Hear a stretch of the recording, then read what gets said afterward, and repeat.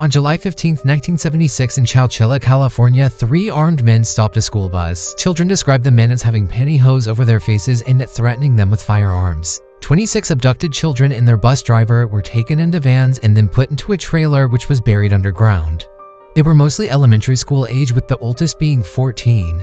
The trailer they were kept in was hot and only had just a few jugs of water and stuff to make peanut butter sandwiches.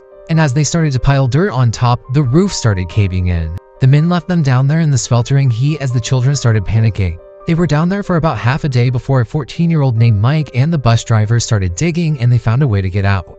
After their escape, the kids were taken to the police to be interviewed, and then they were given to their anxiously awaiting parents.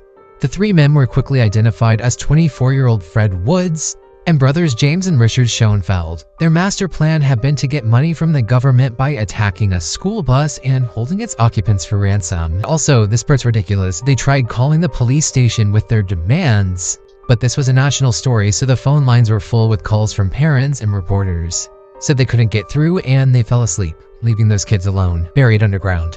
They were planning this for a year, but the site was buried on the rock quarry that was owned by Fred Woods' dad.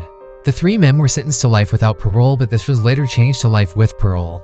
To the public, this seemed like a happy ending, but the documentary Chowchilla really explores the psychological damage that was done to every single child. They interview several survivors who just describe becoming shadows of themselves. This was the 70s, and they didn't know about childhood trauma the way they do today. In the documentary, a psychologist describes knowing that one child out of the group would have had problems, but in reality, they all did. They were all just kind of stuck in that high cortisol response.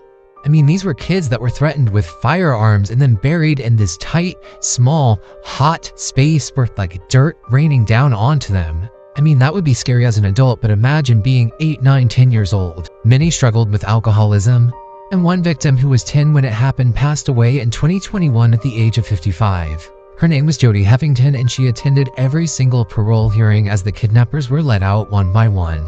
And the survivors described feeling absolute terror every time they were up for parole. And after Jody's passing, the final kidnapper, Fred Woods, the one who had orchestrated it all, was granted parole.